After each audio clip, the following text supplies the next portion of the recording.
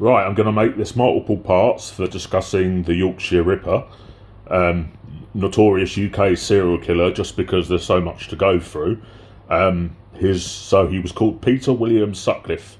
He was born in 1946, so the year after the Second World War ended, and also the year after other notorious UK serial killer Dennis Nielsen that I've been discussing, so born very close together. And he died in 2020 in Franklin Prison of COVID. So it's quite funny in a dark way that he died of COVID. In the end, that's what got him. He was in his 70s, so he was getting on. He'd been in prison a long time. I was slightly wrong in one of my details in part one. He killed between 1975 and 1980. So I was right and I wasn't. I said late 70s. It was mid 70s to 1980. He was convicted of killing 13 women and attempting to kill another 7.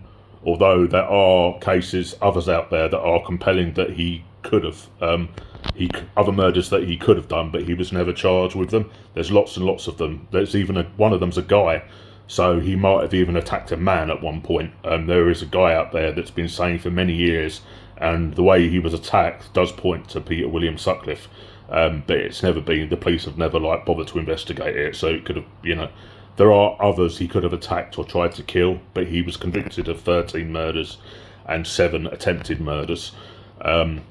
There's been a lot of rumour and bullshit around it, which I'm going to go into a little bit.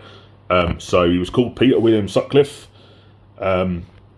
He was a West Yorkshireman, lived in West Yorkshire.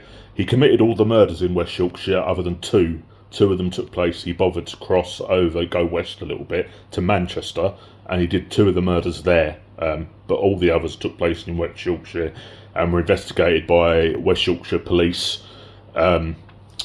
He was eventually apprehended by accident by a South Yorkshire policeman.